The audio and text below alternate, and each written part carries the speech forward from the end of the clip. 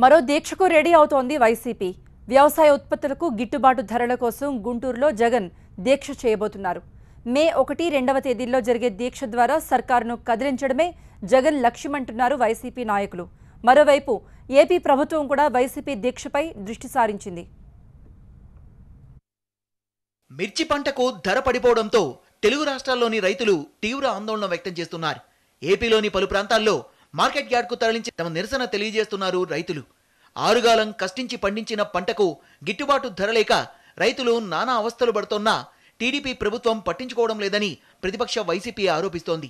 ఈ పరిస్థితుల్లోనే జగన్ ఒకసారి గుంటూరు మిర్చి యార్డ్ను సందర్శించి రైతుల సమస్యల్ని స్వయంగా తెలుసుకున్నారు.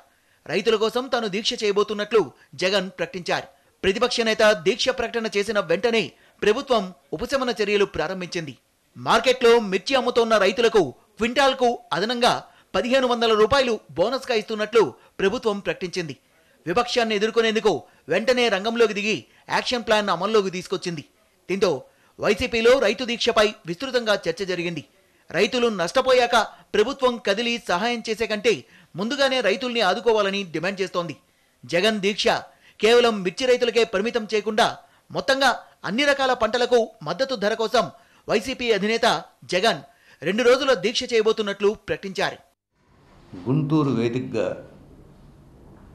మే 1, 2 తేదీల్లో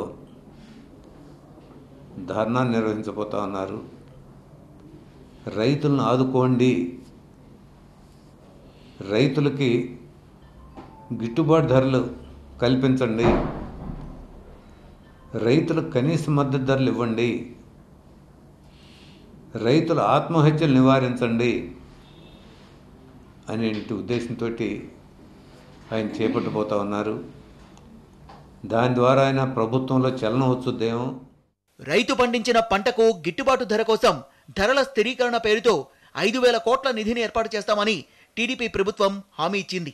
ఇంతవరకు ఆ హామీని అమలు చేయలేదని, ఇదే విషయాన్ని రైతులు ప్రజలకు వివరించాలని వైసీపీ భావిస్తోంది.